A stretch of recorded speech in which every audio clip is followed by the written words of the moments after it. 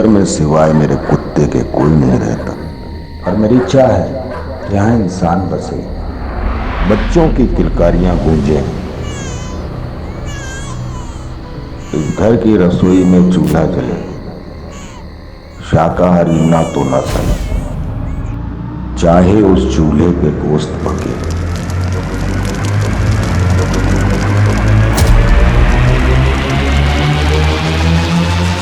नमस्कार, आदाब। मैं अनूप सोनी क्राइम पेट्रोल सतर्क के ब्लैक हेडलाइंस अध्याय के आज के एपिसोड में आप सबका स्वागत करता हूं। चाह कुछ करने की, कुछ बनने की, सुनहरे भविष्य की, प्यार भरे जीवन की। चाह एक ऐसा शब्द है जो सकारात्मक भी है और नकारात्मक भी। चाह अगर सकारात्मक है तो ये जीवन को नई राह दिखाती है, उसे खुशियों से भर देती है, और अगर नहीं तो ये जीवन को तबाह भी कर सकती है। इंसान उसे पाने की जिद में ना सिर्फ अपने आप को बल्कि अपने आसपास के लोगों को भी तबाह कर देता है। आज का ये केस भी ऐसी ही चाह से जुड़ा है जिसने कई जिंदगियां बर्बाद कर दी, सुखी और संपन्न परिवारों को जलाकर राख कर दिया।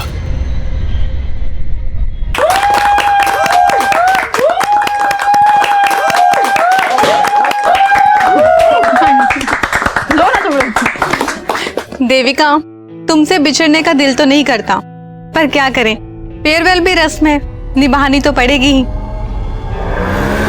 देविका, तुम इतनी अच्छी जॉब छोड़कर नोएडा शिफ्ट क्यों हो रही हो? मैं सिर्फ अपने बारे में नहीं सोच सकती ना आरती, मुझे अपनी पूरी फैमिली को साथ लेकर चलना पड़ता है। चलो कोई बात नहीं, हमसे दूर जा रही हो पर दिल से कभी दूर नहीं होगी। कभी भी मेरी जरूरत पड़े तो मुझे याद जरूर करना। पक्का।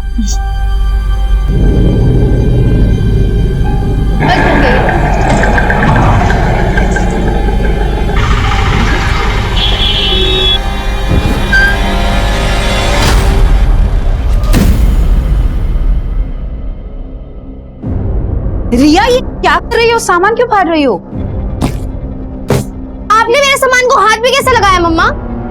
मुझे बच्ची समझा आपने? रिया, बिहेव। क्या बात है देविका, क्यों डांट रही हो बच्ची को? बच्ची ये बोल रही है कि अब बच्ची नहीं रही। आप ज्यादा बोलो मत मम्मा, मुझे सिर्फ इतना बताओ मैंने नया टेडी कहाँ रखा है? रिया, अच्छा बेटा, नया टेडी वो तो ऊपर रखा हुआ है, जा ले ले जा। क्या बात है?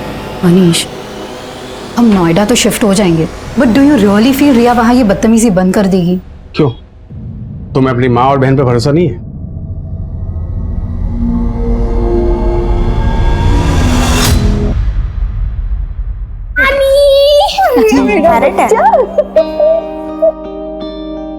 कैसी हो माँ? खुश रहो, नमस्ते खुश रहो, खुश रहो। वो ट्रक पीछे से आ रही है, 2 घंटे लेट है, वो डायरेक्ट अपने नए घर में जाएगी। अच्छा अच्छा, तब तक सामान निकालो। सामान निकालो, अंदर चल। अच्छा, पता है विद्या मौसी ने तो तेरे लिए स्कूल भी सेलेक्ट कर लिया है, नोएडा का बेस्ट स्कूल है। वाओ ग्रेट, विद्या मौसी इज द बेस्ट। और नानी मासी नहीं दिख रही, कब आएंगी? मार्केट गई है, आती ही होगी। ये अरे रिया, हाथ नहीं धोए तो कम से कम सेब धो लेती। Welcome everybody. आ गई विद्या मौसी,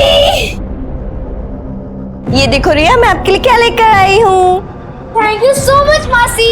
इतनी एक्सपेंसिव गिफ्ट्स देकर क्यों उसे बिगाड़ रही हो? कम ऑन दीदी, ये देखो, मैं तो आपके पति को बिगाड़ने का सामान भी लाई हूँ। दिस इज फॉर यू जीजा जी। अरे वाह, थैंक यू। कम ऑन दीदी, अब खुशी के मौके पर मुंह मत बनाओ। वैसे ये देखो, आपके लिए भी कुछ लाई हूँ।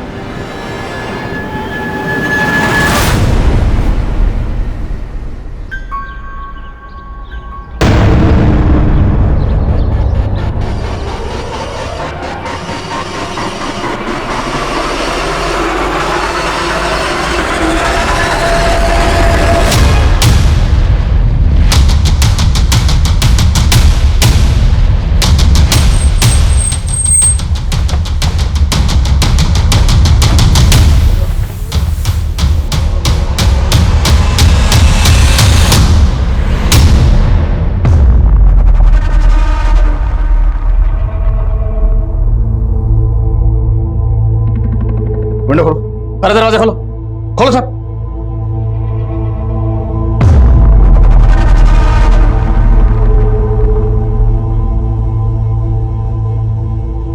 तो गैस सिलेंडर का नॉब तो ऑन है, शायद गैस खत्म होने की वजह से दोनों बॉडीज पूरी तरह से जल नहीं पाई। बहुत ही ब्रूटल मर्डर सर, दोनों के हाथ पैर बांधे गए।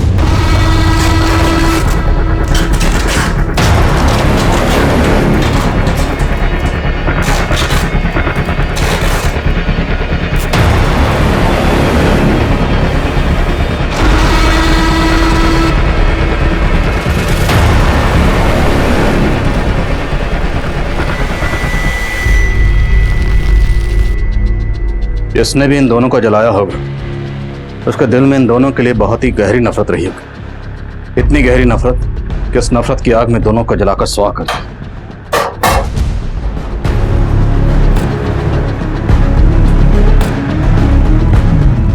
इसकी वजह से मेरे भाई की जिंदगी बर्बाद हो गई। इसका भी यही हश्र होना था।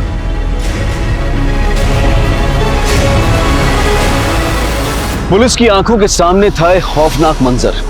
एक औरत और एक आदमी की निर्मम तरीके से हत्या की गई थी। इतनी बर्बरता, इतनी अमानवीय तरीके से हत्या की गई थी कि पुलिस के लिए भी यह दृश्य बचाना आसान नहीं था। और दीवारों पर लिखे हुए अनेक शब्द पुलिस के लिए चुनौती थे, लीड थी, या फिर उन्हें मिसलीड करने की कोई कोशिश। मैम, हमको नहीं मालूम ये आदमी और औरत कौन है। तुम्हारे कहने का मतलब है कि ये दोनों इस घर में नहीं रहते थे? मैम, ये घर तो सालों से बंद था। हम तो खुद हैरान है कि यहाँ लाशें कैसे पड़ी हैं।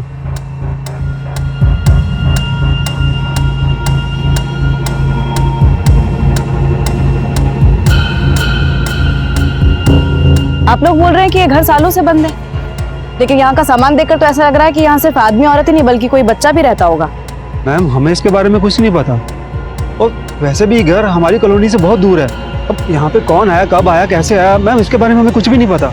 कमाल, पूरे मोहल्ले में कोई नहीं जानता यहाँ कौन रहता था। सर, मुझे तो लग रहा है ये लोग कुछ छुपा रहे हैं। का पूरा मोहल्ला कुछ क्यों छुपाएगा? पता करो, इस घर का मालिक कोई और है या ये दोनों इस घर के मालिक?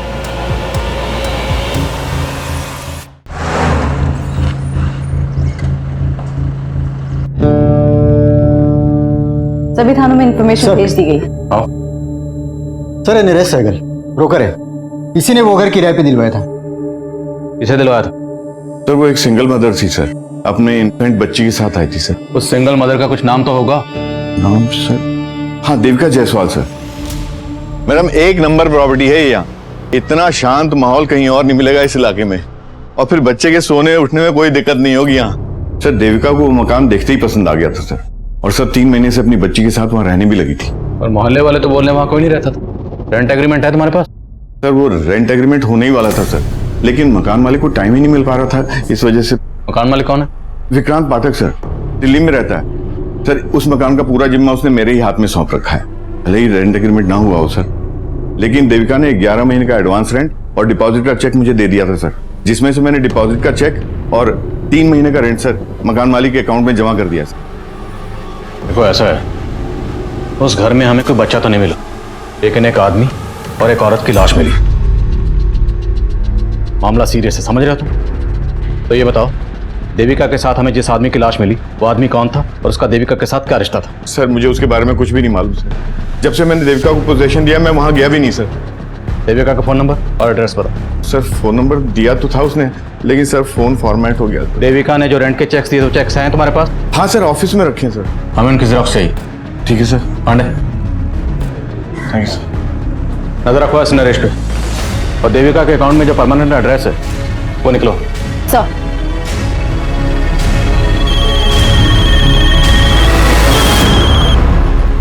हाँ बोलो यादव।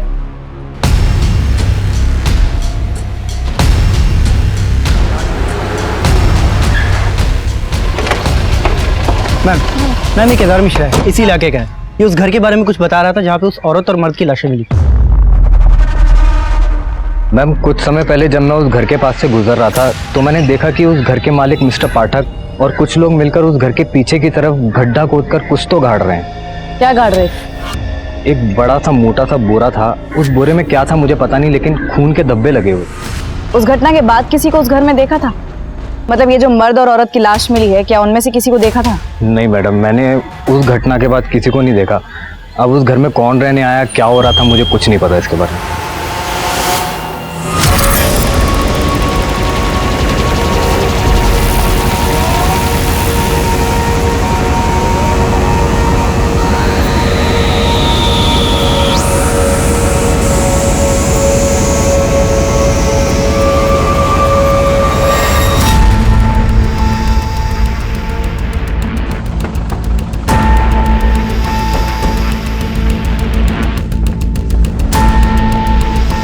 तो यही वो जगह है जहाँ केदार ने बोरे को गाड़ते हुए देखा था, लेकिन अभी तक कुछ मिला नहीं।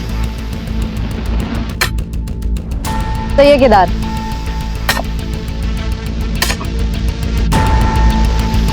एक मिनट रुक। ओके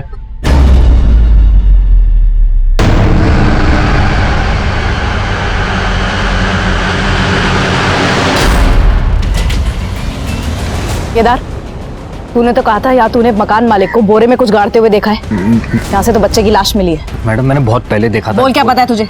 मैं सच बता रहा हूँ। ऐसे नहीं बोला। यादव, थाने लेकर जाओ उसे, अच्छे से पूछताछ करो। नरेश ने बताया था कि उसने देविका को इस घर में एक बच्चे के साथ रहते हुए देखा था, और अब घर के पीछे ये बच्चे की लाश। तो लाश को देखकर लगता है जैसे इसे कल परसों दफनाया गया, क्योंकि लाश अभी सड़नी शुरू ही हुई है। कहीं ये बच्चा वही तो नहीं जिसके साथ देविका रह रही थी? सर, केदार भी यही कह रहा है कि उसने मकान मालिक को यहाँ बोरे में कुछ गाड़ते हुए देखा था। ये चक्कर क्या है, कुछ समझ में नहीं आ रहा। इस चक्कर का जवाब मकान मालिक पाठक ही देगा। उठाओ उसे। उस घर का मालिक विक्रांत पाठक पुलिस के हाथ लगने से पहले ही फरार हो चुका था। विक्रांत पाठक मुझे जल्द से जल्द अंदर चाहिए। विक्रांत और नरेश, ये इन दोनों की मिलीभगत हो सकती है। नरेश पे भी नजर रखो। सर,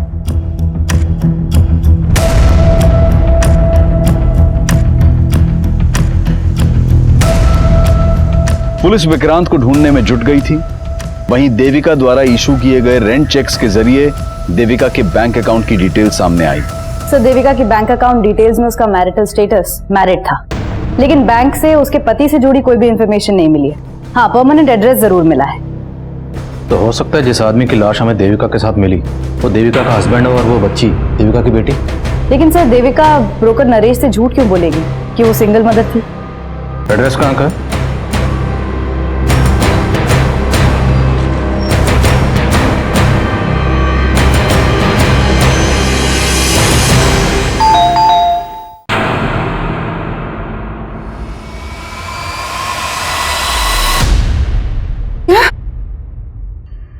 देविका की लाश?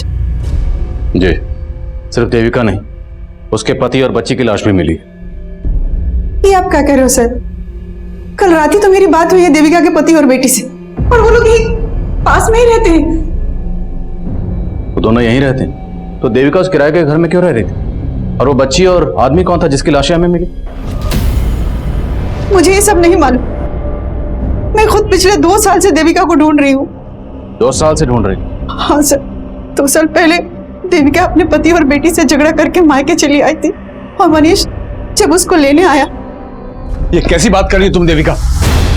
हाँ, मैं तो खुद तुम्हें लेने आया हूं यहाँ पर। ये सब करके तुम क्या जताना चाहते हो? कि तुम्हें मेरी जरूरत है? सच तो ये है कि तुम में से किसी को मेरी जरूरत नहीं। बेटा, ये क्या बोल रही है और कहाँ जा रही है तुम? अपने मन की शांति ढूंढने। यहाँ से जाने के बाद देविका ने अपना नंबर बंद कर दिया। हमने ढूंढने की बहुत कोशिश, पर कुछ पता नहीं चला। देविका का पति और बच्ची यहाँ रहते हैं, वहाँ का एड्रेस दीजिए और फोन नंबर भी।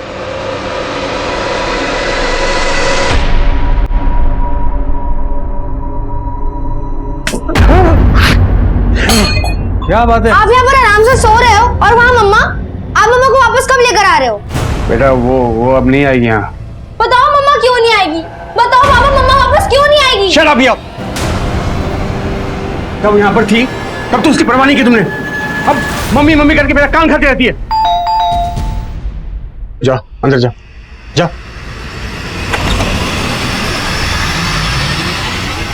क्या? देविका की लाश? बहुत ही गहरी नफरत निकाली गई। देविका के हाथ पैर बांधकर उसे चूल्हे पर जलाया।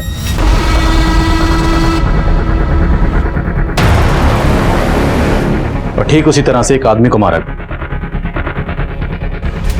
उस घर में एक बच्ची को भी गाड़ा गया। वो आदमी और वो बच्ची, ये दोनों कौन हो सकते हैं? सर मुझे कुछ नहीं मालूम। मैं तो 2 साल से नहीं मिला देविका से। लेकिन ऐसा क्या हुआ था जो देविका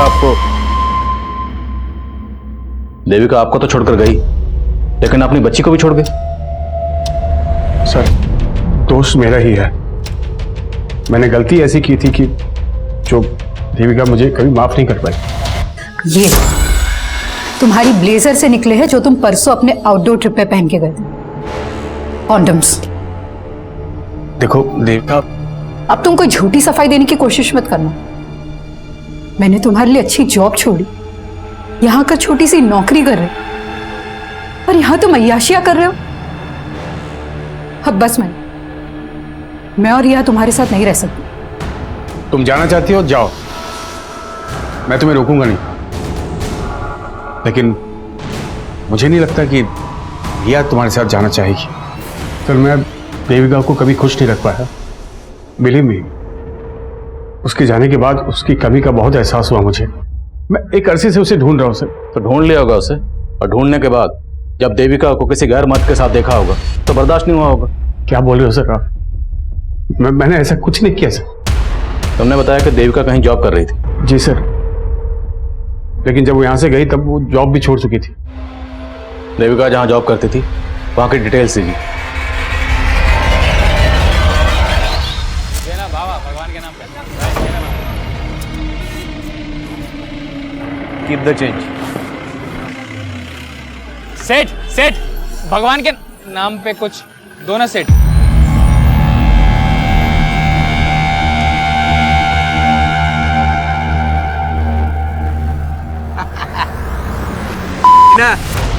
अबे आग।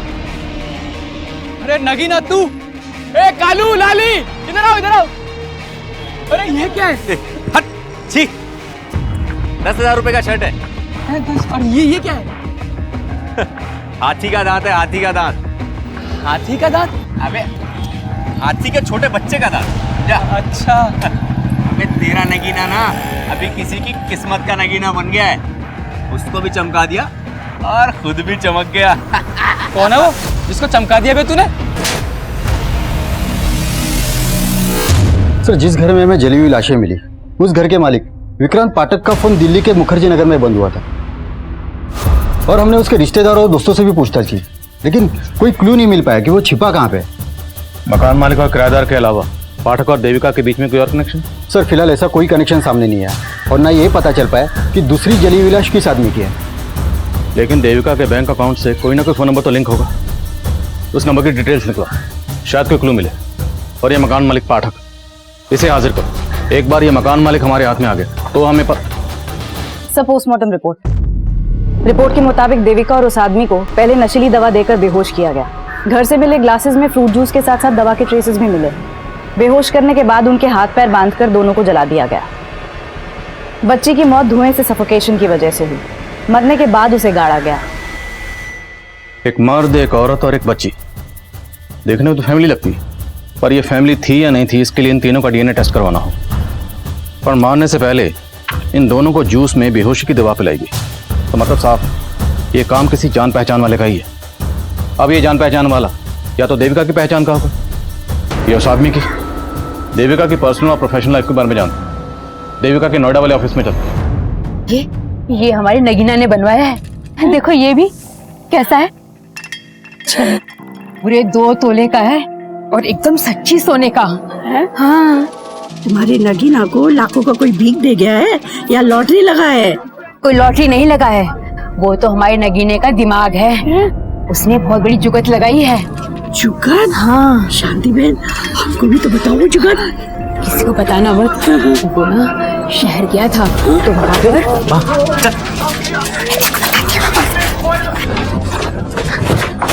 क्या बेवकूफी कर रही है?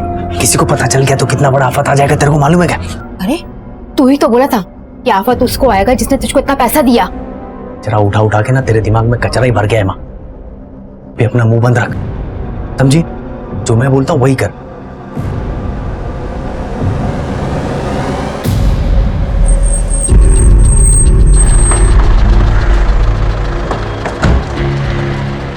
सर, देविका तो 2 साल पहले ही यहाँ से रिजाइन करके चली गई थी। 2 साल से मैं भी उसके कांटेक्ट में नहीं हूँ। मुझे बहुत हैरानी हो रही है कि उसकी इस तरीके से हत्या हो गई। सिर्फ देविका का ही नहीं, एक बच्ची और एक आदमी की लाश भी मिली। क्या देविका का यहाँ किसी के साथ अफेयर था? मैम, देविका का किसी से अफेयर हो ही नहीं सकता। वो तो खुद अपने पति से परेशान रहती थी। उसने तुम्हें अपने पति के बारे में कुछ बताया था? देविका का पति गोरखपुर में एक सेल्समैन की नौकरी करता था और 3 साल पहले वो नोएडा में शिफ्ट हुए थे। पर देविका उनके साथ नहीं आना चाहती थी। क्यों? क्योंकि देविका बहुत ही क्वालिफाइड थी मैम, और वो गोरखपुर में एक एरोस्ट्रेस इंस्टीट्यूट में ग्रूमिंग इंस्ट्रक्टर का जॉब करती थी। लेकिन फैमिली के लिए वो यहाँ आ गई और रिसेप्शनिस्ट का जॉब कर रही थी। लेकिन इतने सब सैक्रिफाइस के बाद भी ना उसका पति उसे इम्पोर्टेंस देता था और ना उसकी बेटी उसे समझती थी।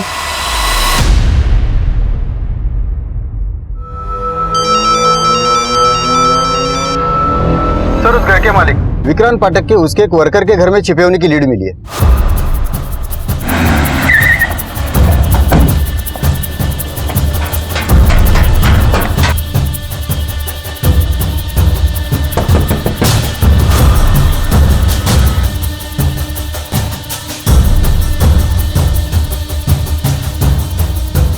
साहब, देविका और उसके बच्चे से मैं आज तक नहीं मिला, और फिर अपने किराएदार को मरवा के क्या मिलेगा मुझे?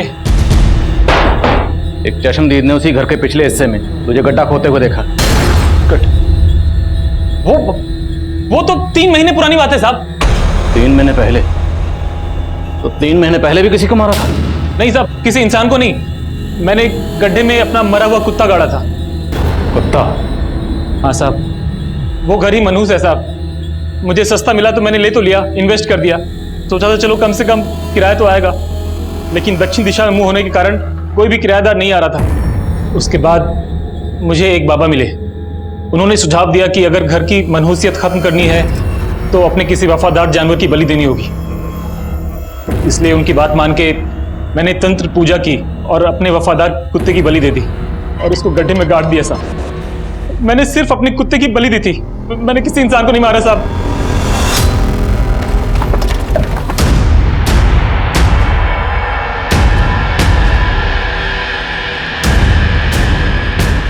तो मैंने यहीं पे गाड़ा था।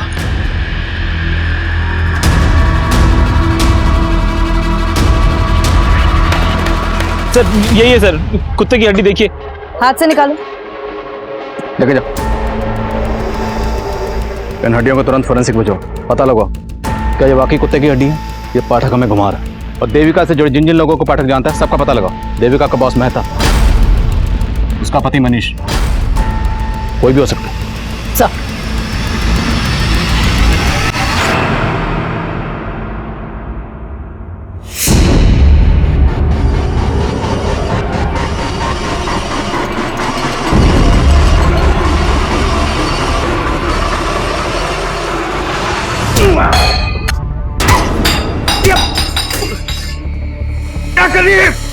क्या करी तू? आपने मारा ना मेरी मम्मी को, इसलिए उस दिन बोल रहे थे ना कि मम्मा वापस नहीं आएगी। तू आपको मैं छोड़ूंगी नहीं। रिया, रिया, तू क्या करी है? मैं आपको छोड़ूंगी नहीं पापा। तेरी हरकतें मैं अभी ठीक करता हूँ, अभी ठीक करता हूँ। चुप कर। आपने मेरी मम्मी को मारा है। मैंने नहीं मारा। आपके सामने आपको एक्सपोज कर दूंगी। खोलो पापा, यू आर अ किलर। यहीं अंदर पड़ी रह तू। चुप कर, एकदम चुप चुप।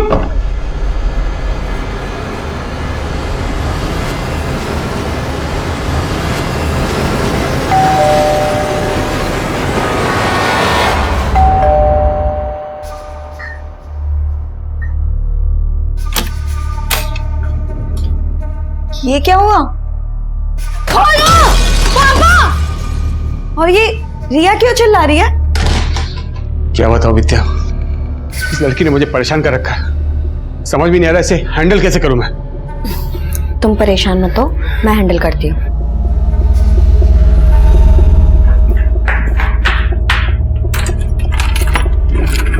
रिया,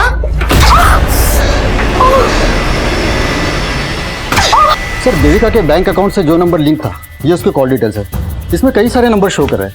मैं एक एक नंबर कॉल करके देख रहा हूँ। इसमें से उन नंबर पर फोकस करो जिनसे देविका की ज्यादा बात होती थी। और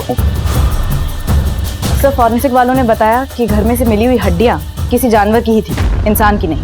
मकान मालिक विक्रांत पाठक का देविका के बॉस या मनीष से कोई कनेक्शन नहीं निकला। लेकिन हाँ सर, मनीष का एक छोटा भाई है नीरज, और घर की दीवार पे भी लिखा हुआ था। तो ये मनीष का छोटा भाई नीरज गायब है? गायब तो नहीं है सर। सर एक मिनट सर देविका के कॉल रिकॉर्ड में एक नंबर नीरज नाम के लड़के का भी है। ये देखिए, नीरज जायसवाल। मैंने इस नीरज को कॉल भी किया था, लेकिन इसने उठाया नहीं। तो तुम उठाओ इस नीरज जायसवाल। सर वैसे मैं हर साल एक नई और महंगी गाड़ी लेता हूं। तुम्हारी इस पुरानी गाड़ी का ये नंबर प्लेट मुझे बहुत पसंद आया। कितना लेगा? क्या ये नंबर प्लेट का? अरे नंबर प्लेट का नहीं भाई, पूरी गाड़ी का। आपके लिए 3 लाख रुपए। अच्छा अच्छा ठीक है। ए, चल चल टेस्ट ड्राइव दे। हाँ हाँ टेस्ट ड्राइव दे। जाओ जाओ। ए भागा है, चल चल पकड़ पकड़ चल चल। ए साला, ए रुको। साला फिर भाग गया। इस बार हाथ लगा ना, साले की सारी रईसी निकाल दूंगा। आओ, मनीष के छोटे भाई नीरज, नीरज नहीं निर्लज है तो अपनी भाभी को बेहोश किया, हाथ पैर बांधे और फिर जलाकर मार दिया। उसके बाद दीवार पर लिख कर गया। सर मैंने कुछ नहीं लिखा सर, लिखा तो उन्होंने मेरी किस्मत में कि मैं उनका भाई हूं। किसने? तेरे भाई ने? ये सब तेरे भाई मनीष ने किया? कर भी सकता है सर, उन्हें सिर्फ भाभी से नहीं मुझसे भी प्रॉब्लम थी, सिर्फ इसलिए क्योंकि मैं भाभी की बात समझता था। तंग आ गई थी भाभी मेरे भाई से। सर मैं तो कहता था भाभी से कि भाभी अगर ऐसा है तो आप छोड़ क्यों नहीं देती उन्हें, आप क्यों सह रही हो ये सब? प्रॉब्लम सिर्फ मनीष में नहीं है नीरज, प्रॉब्लम मेरी बहन में भी है। मैं सिर्फ और सिर्फ रिया के लिए रुकी हूँ। जब वो मुझे समझने लग जाएगी, मैं उसे लेके हमेशा के लिए चली जाऊंगी। लेकिन सर रिया को विद्या ने अपने फेवर में कर रखा था पूरी तरीके से।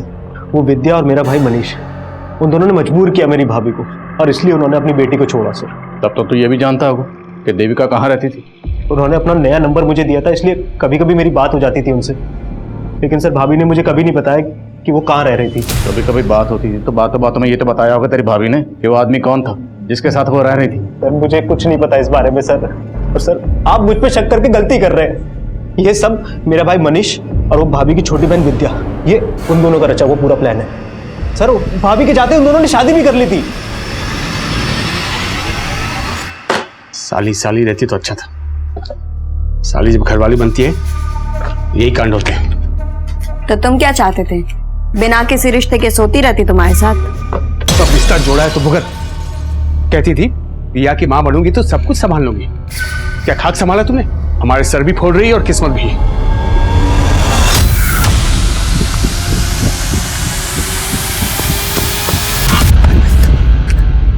नहीं नहीं नहीं।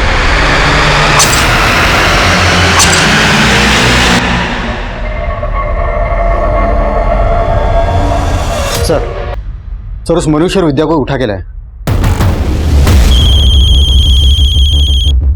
बिठा दो। जैन सर।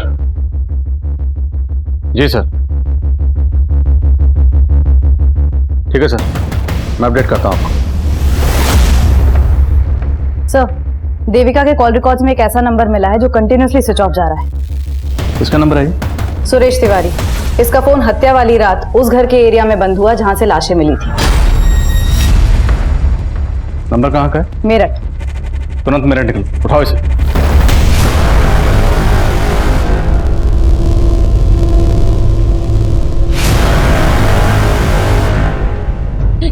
नहीं सुरेश जी छोड़िए उसको। नहीं हर्षा, हमारे पास अभी कोई चारा नहीं बचा हर्षा। वो आदमी हमें जीने नहीं देगा। हम उसका टॉर्चर सह के नहीं, हम इस रस्सी पे लटक कर मर जाएंगे। सुरेश जी मेरी बात तो सुनिए। अगर आप चले गए तो हम दोनों का क्या होगा? हर्षा मुझे पता है कि हमने साथ जीने मरने की कसम खाई थी, लेकिन हम साथ जी नहीं सकते तो कम से कम साथ मर तो सकते हैं। हम नहीं मर सकते। ठीक है। क्या कर रहे हैं आप? सुरेश जी मेरी बात सुनिए, छोड़िए उसको।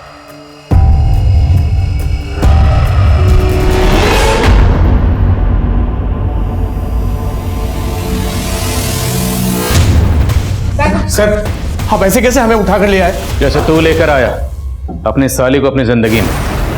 जीजा साली से बन गए मियां बीवी, फिर आखिर ऐसा क्या हुआ कि नौबत एक दूसरे का सर फोड़ने तक आ गई?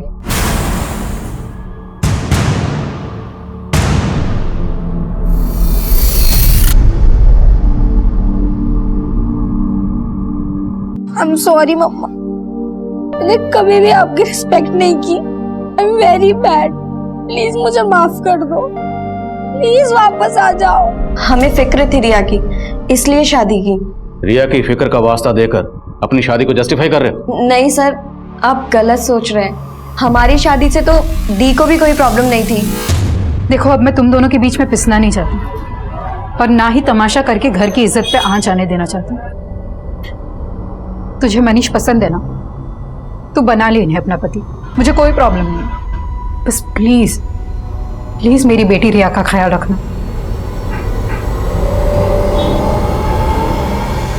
और अचानक से खुद से कहीं चली गई। अचानक से चली गई या तुम दोनों ने इसे जाने के लिए मजबूर कर दी? सर, हम मानते हैं कि हमसे भूल जरूर हुई है और इस आदमी से शादी करके तो मैं भी दीदी की तरह पछता रही हूँ। पर पछता तो मैं रहा हूं सर इससे शादी करके, और रिया भी तुम्हें मां बनाए कभी खुश नहीं रही।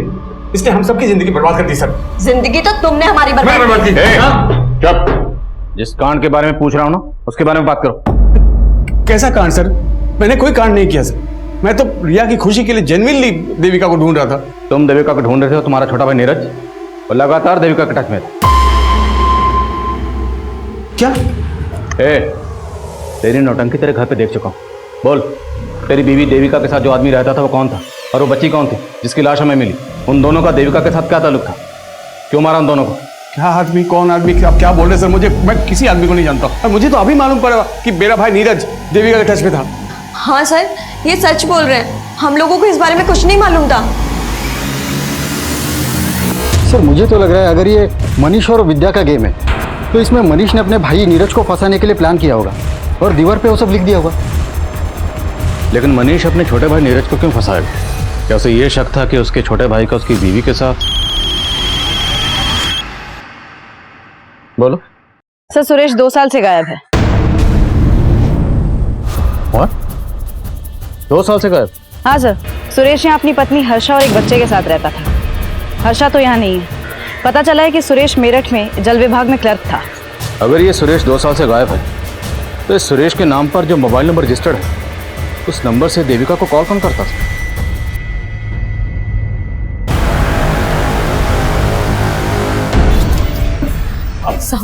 आप फिर से आ गई?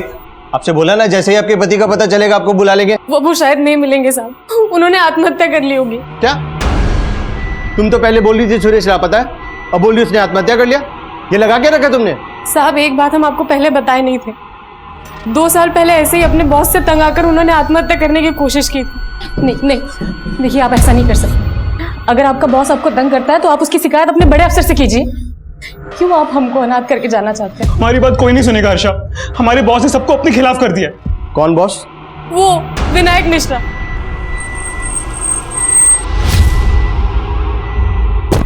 हाँ मैडम, सुरेश यहाँ मेरे अंडर में ही काम करता था, लेकिन 2 साल पहले वो अचानक से गायब हो गया। गायब हो गया? कहाँ गायब हो गया? दरअसल सुरेश एक नंबर का करप्ट आदमी था। रिश्वत ले लेके उसने बहुत गबन की और मुझे तो लगता है वो इसीलिए गायब हुआ है। एक तरफ सुरेश तिवारी का बॉस विनायक मिश्रा पुलिस को यह बता रहा था कि सुरेश जल विभाग में गबन करके पिछले 2 साल से गायब हुआ था।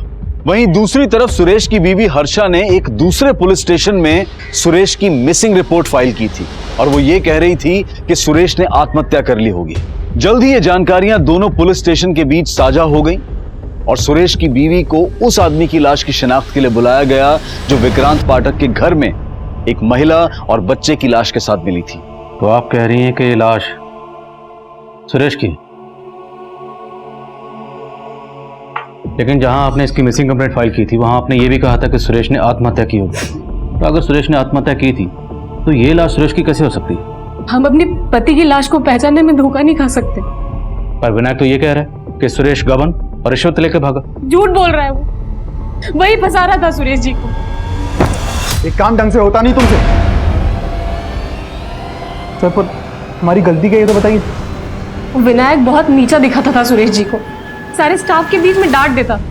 साहब, विनायक इसी ताक में रहता था कि कब वो सुरेश जी को काम से निकलवा दे और अपने एक रिश्तेदार को रख ले। और साहब, सुरेश जी से एक गलती भी हो गई थी, उसी का फायदा उठा के उनके ऊपर रिश्वत लेने का और गबन का इल्जाम लगा दी। तो सुरेश से आखिर ऐसी क्या गलती हुई थी? साहब, इन्होंने आत्महत्या तो नहीं की थी, लेकिन उससे पहले विनायक को एक सुसाइड लेटर मेल कर दिया था। मैडम वो कुछ मरना वरना नहीं चाहता था, वो मुझको ब्लैकमेल करना चाहता था, वो ईमेल करके। मैं अपने बॉस विनायक की वजह से आत्महत्या कर रहा हूँ? मेरी मौत का जिम्मेदार मेरा बॉस विनायक है। मैडम उसका ईमेल पढ़ के मैं बहुत डर गया था और अगले पल देखा वो ऑफिस में था। तुमने ईमेल के बारे में पहले क्यों नहीं बताया? मैडम जब से पता लगा वो गायब हो गया है, मुझे डर था कि वो ईमेल किसी के हाथ में लग जाए। डर इसलिए गए थे क्योंकि उसकी हत्या में तुम्हारा हाथ है। मैडम मैं सच कह, उसके साथ एक औरत देविका का भी मर्डर हुआ और इसकी बच्ची का भी।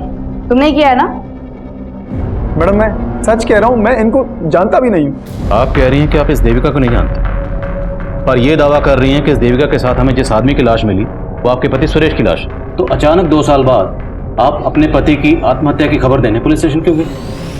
क्योंकि 2 साल से सुरेश जी हमारे संपर्क में थे।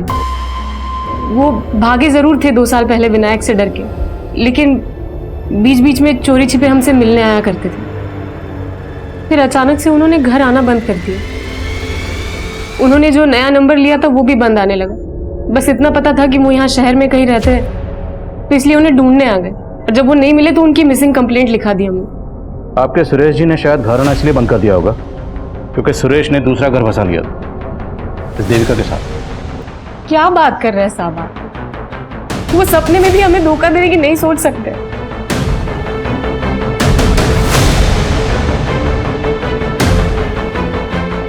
सर ये औरत दिखने में जितनी सीधी है, विनायक उतना ही चालाक है।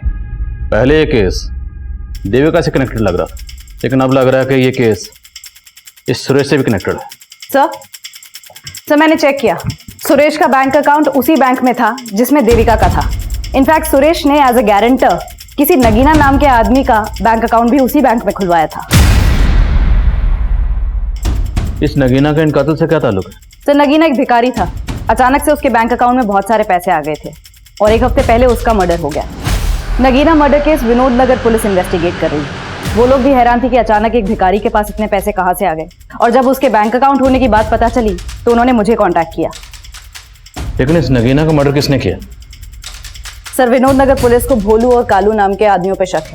ये नगीना के साथ भीख मांगते थे। लेकिन सुरेश एक भिखारी का बैंक अकाउंट खुलवाने के लिए उसका गारंटर क्यों बनेगा? और भिखारी के अकाउंट में इतने सारे पैसे और दोनों का मर्डर भी हो जाता है। इस नगीना का कोई जान पहचान का है, कोई रिश्तेदार कोई भी? नगीना की माँ शांति कचरा बीनने का काम करती है। साहब हमारे नगीना को भोला और कालू ने मारा और आप हमें यहाँ ले आए। तो मैं इसलिए लेकर आए कि तुम्हारे बेटे के पास इतने पैसे कहाँ से आए जो बैंक में अकाउंट खोला, और पहले उसके अकाउंट में लाखों रुपए रहते थे, अब 1 पैसा नहीं। कहाँ गए बोलो? साहब वो सारा पैसा निकालकर घर में छिपा दिया था। और पैसे आए कहाँ से थे? वो एक आदमी ने उसे दिया था और उसका खाता भी खुलवाया था साहब। ये था वो आदमी? नहीं साहब, हम नहीं जानते कि वो कौन था। हमारा बेटा ही मिला था उससे। अरे सेठ लोग के पास है ना, पैसा छुपाने के लिए जगह नहीं रहता है। इसके लिए मेरे जैसे लोग को ढूंढते। उसने मेरा अकाउंट खुलवाया ताकि अपना काला पैसा सफेद कर सके। लेकिन बेटा सफेद खाने से हमारा क्या फायदा? अरे माँ, वो मेरे अकाउंट में पैसा डालेगा, थोड़ा खुद लेगा, बाकी अपना। अरे उसने बोला है मुझे नौकरी भी लगाएगा। नगीना का किस्मत बदल गया था, तभी भोला और कालू से चिढ़ते थे, इसीलिए मार डाला उसको। अब आप हमें छोड़ दीजिए और उनको पकड़िए। सर अगर हम नगीना की माँ का भरोसा कर भी ले तो सवाल ये उठता है कि सुरेश नगीना को इतने पैसे दे कैसे सकता है? कहीं उसके रिश्वत और गबन के पैसों की कहानी तो नहीं? लेकिन सुरेश मर चुका है, तो मुमकिन है पूरा का पूरा खेल कोई और ही खेल रहा, और हमें उस खिलाड़ी को ढूंढना है जिसने सुरेश के जरिए नगीना का बैंक अकाउंट खुलवाया। नगीना मर्डर केस सामने आने के बाद साजिश की कई गहरी परतें नजर आ रही थी, जिनके जवाब ढूंढने के लिए पुलिस ने कल्लू और भोलू की तलाश तेज कर दी, और पुलिस के खबरी नेटवर्क ने जल्द ही कल्लू और भोलू की मौजूदा ठिकाने का पता लगा लिया।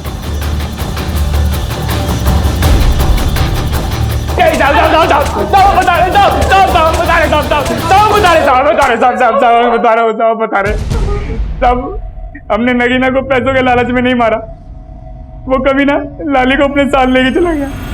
लाली? कौन लाली? तब मेरी दोस्त, हम सब साथ में भीख मांगा करते थे। एक दिन नगीना वहां आया और लाली को पैसों का टसन दिखाने लगा। साहब लाली को उसने हमसे छीन लिया था और पूछने पे भी नहीं बताता था कि वो कहाँ है। लाली कहाँ है बे? बोल। अरे कितनी बार बोलूं, मुझे नहीं पता। साले बता, नहीं तो यही काट दूंगा। बता बता। रुक, रुक, रुक। अरे रुक, अरे ये भी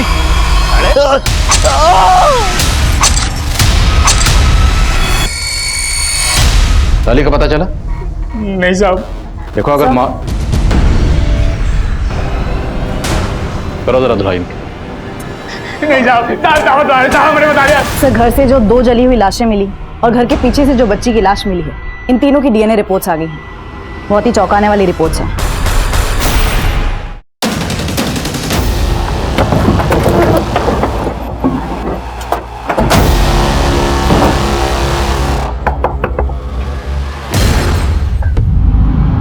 हमसे दूर जा रही हो पर दिल से कभी दूर नहीं होगी। कभी भी मेरी जरूरत पड़े तो मुझे याद जरूर करना। अरे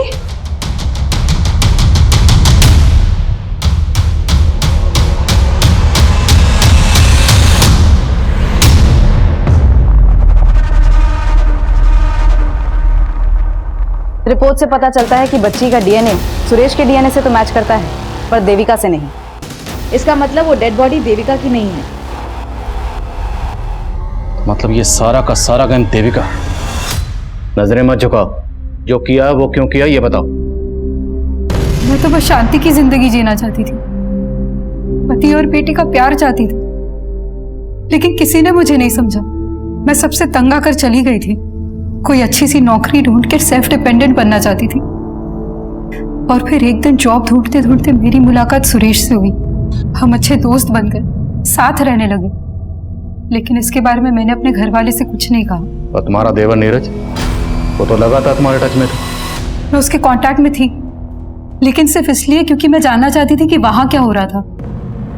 और जब पता चला कि मनीष ने सच में विद्या से शादी कर ली, तो मैंने भी सुरेश से शादी कर ली। मैं एयर होस्टेसेस को ग्रूमिंग करने के लिए ऑनलाइन टीचिंग का जॉब कर रही थी। अच्छे खासे पैसे भी कमा लेती थी। लेकिन सुरेश कुछ नहीं कर पा रहा था। उल्टा वो तो मुझसे पैसे लेकर अपनी बीवी को भेजता था। इसलिए उसे छोड़कर अपनी बेटी के साथ उस घर में रहने चली गई। लेकिन वो मुझे ढूंढता हुआ वहां भी आ गया और कहने लगा, देविका ये बेटी मेरी भी है। ये हमारे प्यार की निशानी है देविका। और मैं उस हर्षा से नहीं, मैं सिर्फ तुमसे प्यार करता हूँ। तुम ये सोचो कि मैंने उस हर्षा को छोड़ दिया है। मैंने फिर सुरेश को एक मौका दिया, लेकिन अभी भी उसकी नीयत मेरी कमाई पर ही थी। तुम टेंशन मत लो हर्षा, मैंने सब सेट कर दिया। बस कुछ ही दिनों की बात है, फिर हम वापस साथ रहेंगे। मुझे शक होने लगा कि वो मेरे साथ बहुत बड़ा गेम खेल रहा है। और उस दिन से मैंने उस पर नजर रखना शुरू किया। फिर एक दिन मैंने उसको एक भिखारी के साथ देखा। उसका हूबहू हुलिया अपने जैसा बनवा दिया। मैं उसका सारा प्लान समझ गई थी। वो उस भिखारी को मार के ये साबित करना चाहता था कि वो मेरे साथ मारा गया। सुरेश नगीना को मारना चाहता था? जी सर, पर मैंने उसका ही प्लान उस पर उल्टा चल दिया। फिर मैंने नगीना को पैसे का लालच देकर अपनी कदकाठी की लड़की का इंतजाम करने के लिए कहा। और नगीना भिखारन लाली को तुम्हारे पास लेकर आया। जी आपने अपना नाम नहीं बताया? जी मेरा नाम लालिमा है। अच्छा, तुम नहीं ले रही हो? नहीं, मैंने अभी खाना खाया। लालिमा पियो ना।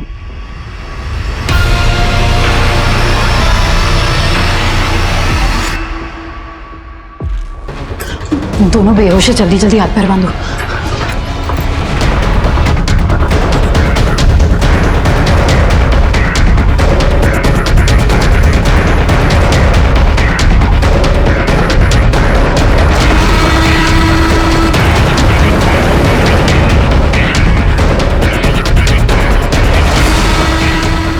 हमने उन्हें तो मार दिया, लेकिन मुझे नहीं पता था कि उस धुएं में मेरी बेटी।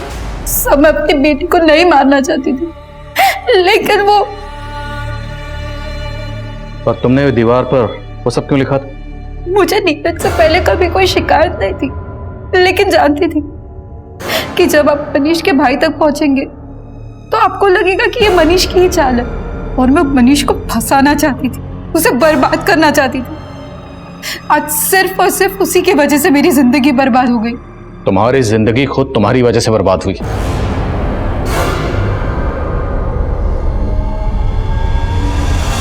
कहते हैं जहां चाह होती है वहीं राह होती है, लेकिन जो राह अपराध के द्वारा चुनी जाती है उस राह पर चलकर जिंदगी एक डेड एंड पर जाकर खत्म हो जाती है। अब मैं अनूप सोनी आपसे विदा लेता हूं। फिर मुलाकात होगी क्राइम पेट्रोल सतर्क के ब्लैक हेडलाइंस अध्याय में एक और नए केस के साथ। और याद रखें, क्राइम और आपके बीच में सिर्फ इतना फर्क है कि आप कितने सतर्क हैं। सतर्क रहें, सुरक्षित रहें। जय हिंद।